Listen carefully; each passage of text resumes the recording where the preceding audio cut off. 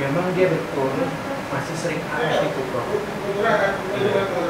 Dari semenjak dipasang sampai sekarang ada 53 kali AF-nya. Jadi dia udah terdetek semua sama dia di sini.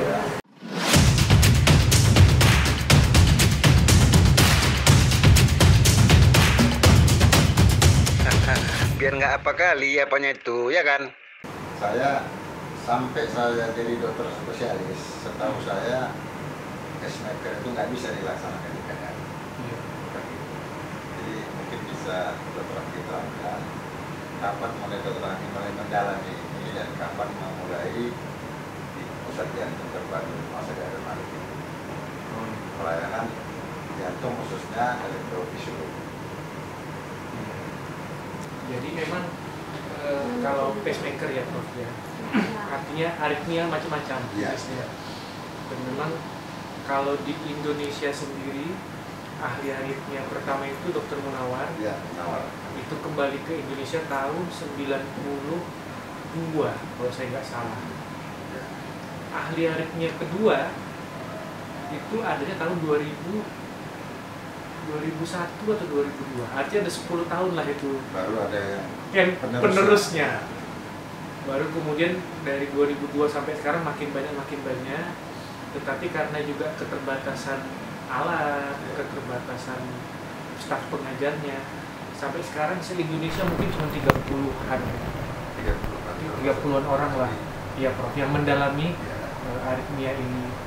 Saya sendiri pendidikannya awalnya ke Dr. Munawar, di Rumah Sakit Dr. Munawar setahun, baru kemudian ke Australia lagi 2 tahun. Australia Prof. Jadi kembali ke Medan itu ketika orang tua sakit. Jadi udah mulai drop. Sebetulnya saya masih kontrak juga di sana. Di Australia lagi mau perpanjangan, tapi karena pertimbangan orang tua akhirnya ya bukan pilihan lah Prof, memang harus pulang lah ke Medan. Jadi di Medan mulai aktif 2019. Tetapi sebelum berangkat ke Australia pun, setelah pulang dari ikut dengan Dr. Munawar, saya udah mulai mengerjakan pacemaker secara terbatas di Medan Prof. Di Medan. Tapi waktu hanya 1-2 kasus lah, belum begitu banyak, masih di bawah 10 kasus. Setelah pulang dari Australia lah baru kemudian mulai pengembangan pacemaker ini lebih luas Prof. Jadi 2019 sampai sekarang rata-rata per bulan sekarang di atas 10 kasus lah kita kerjakan. 10 sampai 15 kasus, termasuk pasien dari Sumatera Utara, dari Aceh, dari Riau, dari Jambi, dari Padang juga banyak yang merujuk ke sini. Tapi untuk Sumatera hanya ada di Sumatera Utara. Di Sumatera sebenarnya ahlinya udah ada beberapa juga Prof. Di Banda Aceh ada 1, di Padang ada 1, di Pekanbaru 1, Palembang 1. Medan lah yang ada 5 lah di Pulau Sumatera. Tapi alhamdulillah masih mendapatkan lah dari kawan-kawan juga, kadang-kadang yang sulit tetap dikirim kemari juga gitu Prof. Nah, kemudian mungkin bisa Dr. Andi menceritakan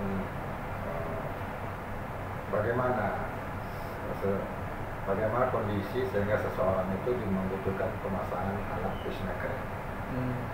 Iya. Jadi memang pacemaker ini tujuannya untuk menormalkan. Jadi ada 2, seperti mobil ada kecepatan 60 sampai 100 km per jam. Jadi dia di atas 100 tidak bagus, di bawah 60 pun tidak bagus. Pacemaker ini bisa dia berfungsi untuk jantung yang di bawah 60, bisa juga untuk yang di atas 100. Jadi dia punya 2 fungsi.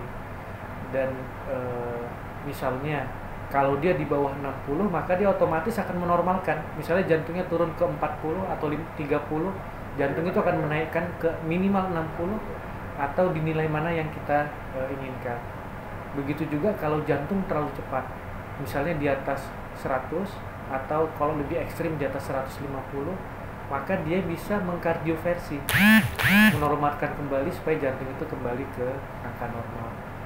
Memang detailnya banyak ya Prof ya, mana yang membutuhkan, mana yang tidak membutuhkan, tetapi Artinya indikasinya bisa untuk kondisi denyut jantung yang lambat dan bisa juga untuk denyut jantung yang Tapi kan cepat. biasanya kalau denyut jantung yang lambat bisa dengan pengobatan, ataupun denyut jantung yang cepat juga bisa diturunkan dengan pengobatan. Dalam hal ini, apakah menunggu dulu respon obat-obat yang tidak ada atau kurang baru dipasang atau tidak? Saya setuju Prof, memang umumnya kita selalu kedepankan yang strategi non invasif. Jadi pendekatan obat-obatan, farmakologis selalu jadi pilihan pertama. Tetapi apabila obat-obatan tidak berhasil, barulah kita maju ke pilihan keduanya dengan pacemaker ini. Jadi sampai tahun ini sudah ada ratusan ya pasiennya. Ratusan Prof, ya. Yang di Ada Malik sudah ratusan. Saya mungkin mengerjakan udah di atas 1.000 lah, lebih kurang. Oh, ratus ribu ya. Iya. Nah, jadi barangkali untuk para pemirsa, bagaimana pencegahan? Tentunya dalam setiap penyakit itu kan ada pengobatan, ada pencegahan. Nah, kira-kira ada faktor risiko apa yang bisa menyebabkan kelainan yang membutuhkan pemasangan pacemaker ini? Iya. Jadi kelainan irama jantung itu ada berbagai macam penyebab. Ada yang bersifat kongenital. Jadi pasien termuda yang kita pasang itu usia 2 minggu, Prof. Usia 2 minggu. 2 minggu. Oh, sudah pasang pacemaker. Pasang pacemaker. Nah, Jadi itu dia kasusnya apa? Kasusnya AV block. Jadi congenital AV block. Jadi dari lahir dia sudah AV block. Jadi dari pada saat hamil pun sudah terdeteksi memang denyut jantungnya lambat. Sehingga kita tunggu sampai sedikit besar, pada usia 2 minggu kita pasang. Jadi yang itu memang permanen, Prof. Permanen. Sampai sekarang bayinya masih sehat. Udah usia berapa? Sekarang udah 2 tahun ya kelihatannya, Prof. Iya.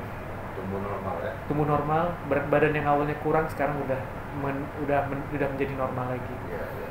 Baru selain faktor yang kongenital atau yang bawaan lahir, ada juga faktor degeneratif. Faktor degeneratif itu faktor usia. Jadi kalau usia, nah betul ya, Prof.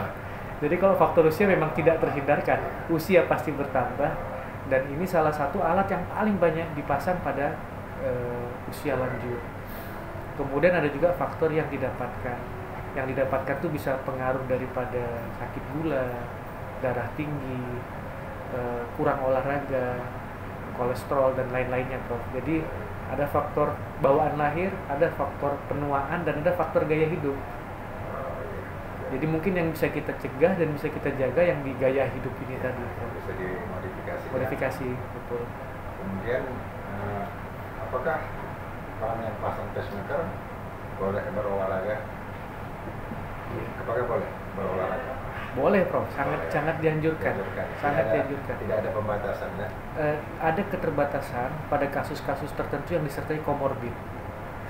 Seperti misalnya gagal jantung, atau ada penyakit lainnya, misalnya udah ada gagal ginjal. Itu ada keterbatasan bukan karena pacemaker, tetapi karena penyakit lainnya. Kemudian kira-kira barangkali apa pesan-pesan khusus dari Dr. Andi, khususnya dari bagian pusat jantung terpadu Ada Malik ini berkaitan dengan bidang Dr. Andi. Apa kira-kira pesan untuk masyarakat? Pesan mungkin ya kita harus deteksi dini ya, Prof ya. Saya pikir kendala terbesar di Indonesia saat ini, satu memang faktor risiko itu tidak terkontrol, di mana strategi lebih banyak ke pengobatan daripada pencegahan. Dan mungkin kalau zamannya Prof Umar Zain dulu memang fokus lebih banyak penyakit menular. Sekarang ternyata penyakit tidak menular pun di negara kita tidak menular bertambah dan penyakit menularnya tak berkurang. Nggak berkurang juga. Betul. Ya gitu ya, Prof ya. Iya. Jadi memang itu fokus yang lebih besarnya pencegahan. Pencegahan ini meskipun negara kita belum negara kaya, ternyata gaya hidupnya udah nggak sehat duluan. Gaya hidupnya sudah seperti negara kaya. Sudah seperti negara kaya. Jadi mungkin kita nomor satu kita cegah bagaimana supaya jangan menjadi sakit. Kemudian yang kedua, kalaupun tidak sakit kita harus tetap rutin check up. Mungkin di atas usia 40 tahun udah rutin check up per tahunnya. Medical check up itu sebaiknya 6 bulan sekali ya. 6 bulan untuk usia di atas 50 tahun, tapi kalau di atas 40 tahun bisa 1 tahun sekali, Prof. Sekali ya. Iya. Dan alhamdulillah para dokter pun tidak melaksanakan itu. betul, persis lah itu, Prof. Karena mungkin sibuk ya. Iya, rasanya sehat gitu ya, Prof. Rasa sehat, dan memang Biasanya begitu. Orang dikatakan sakit kalau sudah tidak bisa lagi beraktivitas. Kalau masih bisa beraktivitas biasanya belum dikatakan sakit. Sakit. Iya. Oke, baiklah. Demikian, terima kasih Dr. Anggi. Dan saya memberikan ini sebagai rasa terima kasih. Pertama bersyukur kepada Allah masih diberi kesempatan untuk menghirup udara dan tempat yang diberikan. Kemudian juga tidak terlepas dari bantuan Dr. Anggi dan juga sejawat-sejawat di